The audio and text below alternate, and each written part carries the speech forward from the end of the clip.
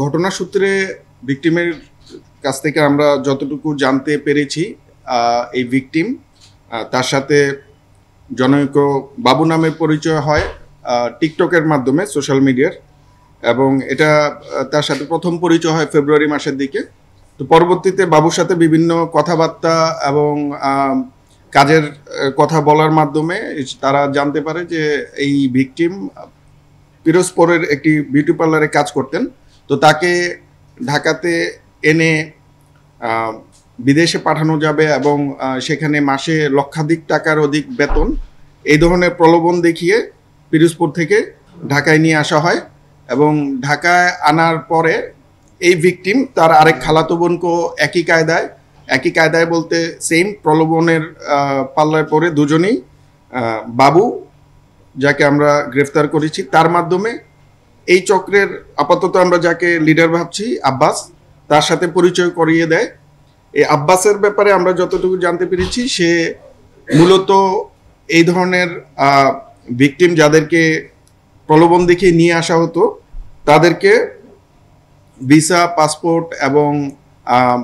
অন্যান্য যেই সহায়তাগুলো আছে এই সহায়তাগুলো করত। এবং পরবর্তীতে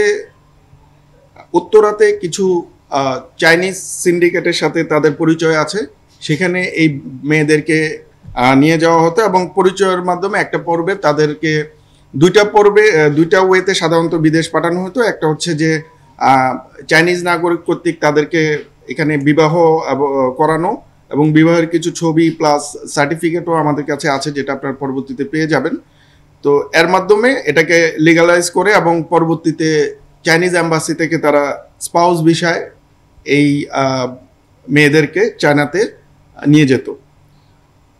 চায়নাতে নিয়ে যাওয়ার পরে এটা হচ্ছে একটা ওয়ে বিয়ে করা, আরেকটা হচ্ছে যে চাকরি দিবে, ওখানে গেলে মাসে লক্ষাধিক টাকার উপরে চাকরি করতে পারবে, এই ধরনের একটা প্রলোভন দেখিয়ে ওটা অন্য কোনো সিস্টেমে তারা চায়নাতে পাঠায়। এবং চায়নাতে নিয়ে যাওয়ার পরে আমরা যতদূর ভিকটিমের কাছ থেকে জানতে পেরেছি, এয়ারপোর্ট থেকেই যে গ্রুপটা যায় 2 জন 3 জন 4 জন, সেখান থেকে তারা আলাদা হয়ে বিভিন্ন ডেস্টিনেশনে চলে যায় এবং সেখানে যে তাকে বাংলাদেশ থেকে বিয়ে করেছে তার সাথেই মূলত তার কোনো একটা নির্দিষ্ট স্থানে নিয়ে যায়। আমরা এই ভিকটিমের ক্ষেত্রে জানতে পেরেছি যে তাদেরকে হুনান প্রভিন্স যেটা আছে চায়নার, সেখানে নিয়ে যাওয়া হয় এবং নিয়ে যাওয়ার পরে বেসিক্যালি তাদেরকে একটা রুমে আবদ্ধ করে রাখা হয় এবং বিভিন্ন ধরনের অসামাজিক কাজ, যৌন নির্যাতন, অত্যাচার, টর্চার, এই ধরনের কার্যকলাপ তাদেরকে বাধ্য করে করানো হয়, যেহেতু তাদের কাছে কোনো পাসপোর্টও রাখা হতো না, এবং বিভিন্ন টার্মস অ্যান্ড কন্ডিশনের মাধ্যমে তাদেরকে এই কাজ করতে বাধ্য করা হয়। তো আমাদের যে ভিকটিম, আমরা যতদূর জানতে পেরেছি যে তাকেও সেই কাজ করতে ইন্টারেস্টেড ছিল না বিদায়, এবং সে যখন বুঝতে পেরেছে যে সে প্রতারিত হয়েছে, পরবর্তীতে এই চক্রের সাথেই সে একটা কনভিন্সিং মুডে আসে যে বাংলাদেশে তাকে নিয়ে আসলে সে আরও 3-4টা মেয়েকে এখান থেকে চায়নাতে নিয়ে যাবে, এই ধরনের একটা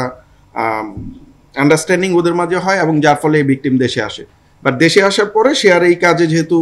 ইন্টারেস্টেড ছিল না, গত 31 অক্টোবর শাহালি থানায় একটি মামলা দায়ের করা হয় অভিযুক্ত 4 জনের এজার নামীয় আসামি হিসেবে। তো এই 4 জনকে আমরা গতকাল রাতে ঢাকা মহানগরীর বিভিন্ন স্থান হতে 4 জনের মধ্যে 3 জন এজার নামীয় আসামিকে আমরা গ্রেফতার করতে সক্ষম হই। এবং এই চক্রের অন্যতম আরেকজন যে মহিলা, যে বেসিক্যালি চাইনিজদের সাথে বিভিন্ন এজেন্টের মাধ্যমে যারা মেয়েরা ঢাকায় আসতো তাদেরকে কানেক্ট করতো, তাকে এই মুহূর্তে আমরা পাইনি, বাট তার একটা ইম্পর্টেন্ট রোল এই চক্রের মধ্যে রয়েছে। আমরা যতদূর যারা অভিযুক্ত তাদেরকে জিজ্ঞাসাবাদে জানতে পেরেছি যে ইভেন এই যে ভিকটিমটা আছে তার কোনো এনআইডি ছিল না, সে একটা ভুয়া এনআইডি বানিয়ে দিয়েছে, ওই এনআইডি দিয়ে পাসপোর্ট করা হয়েছে, ওই পাসপোর্ট দিয়ে আবার ম্যারেজ সার্টিফিকেট বানানো হয়েছে, এবং ম্যারেজ সার্টিফিকেট বানানোর পরে তাদেরকে প্রায় 2 দিন অথবা 3 দিনের নোটিশে চাইনিজ ভিসা করে 13ই জুন এই ভিকটিম চায়নাতে যায় এবং পরবর্তীতে 31শে আগস্টে ফেরত আসে। তো এই ক্ষেত্রে তারা মেয়েটিকে ইনিশিয়ালি বলেছিল যে 10 লক্ষ টাকা সে দেশে থেকে যাওয়ার আগেই পাবে, আর ওখানে গেলে তো টাকা পাবেই, বাট আলটিমেটলি কোনো টাকা পয়সা দেওয়া হয়নি। আব্বাসের ভাষ্যমতে এরা এক একজন মেয়েকে যদি চায়নাতে পাঠাইতে পারে, সেক্ষেত্রে এই চক্রের প্রধান বা চাইনিজ হোক অথবা বাংলাদেশের যেই এটার প্রধান, তাদের কাছ থেকে তারা 3.5 লক্ষ টাকা পাইতো, যার মধ্যে 1.5 লক্ষ টাকা যে ভিকটিম যাচ্ছে মেয়ে তাকে,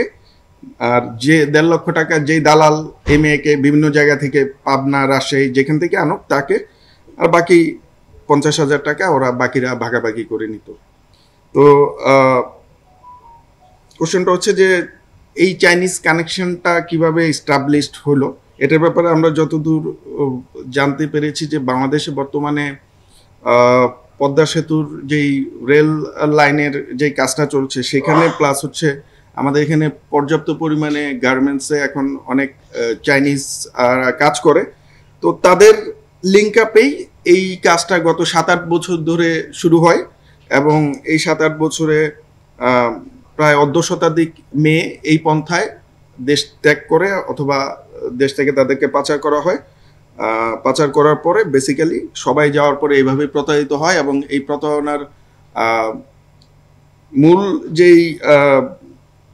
দায়ভারটা থেকে যায় যে তাদেরকে যেই কথা বা যেই কমিটমেন্ট দিয়ে এখান থেকে চায়নাতে নিয়ে যাওয়া হচ্ছে, পুরো জিনিসটাই ভুয়া, এবং ওখানে নিয়ে যাওয়ার পরে তাদের অকথ্য নির্যাতন এবং শারীরিক এবং দৈহিকভাবে তাদেরকে অপদস্থ করা, এবং পরবর্তীতে ইভেন ভিকটিমের ফ্যামিলি যারা বাংলাদেশে আছে তাদের কাছ থেকে টাকা দাবি করার মতো কাজ এই চক্রটি করে যাচ্ছে।